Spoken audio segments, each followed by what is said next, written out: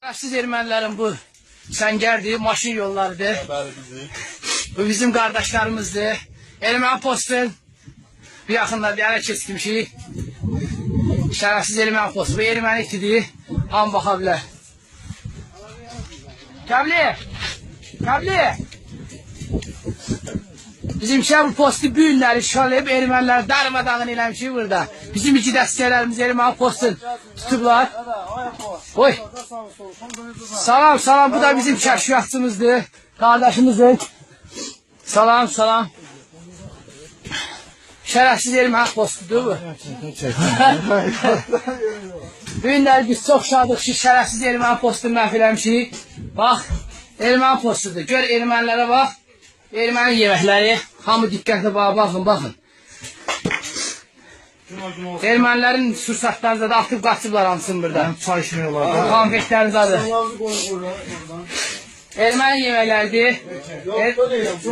Bizim əskərdir bu mövqeyə tutub istirahat edir erməni postunda.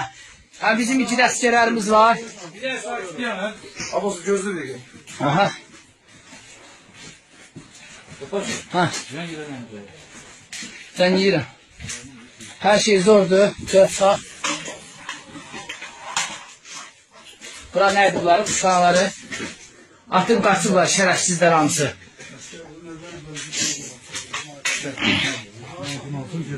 Günəcü olsun.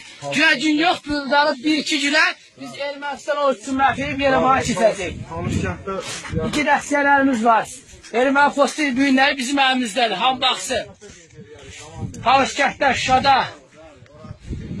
Dağıtmışıq buranı. Yəni baxa bilərsiniz. Canlı əfsanə eləmişik.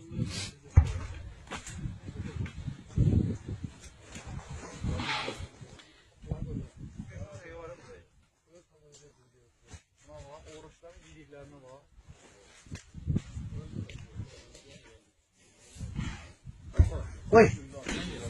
Kəbli, sən də çəkim. Oy olsun Kəbli. Şuşada vuruşaq biz. Kəlməzələr əş keçirdik.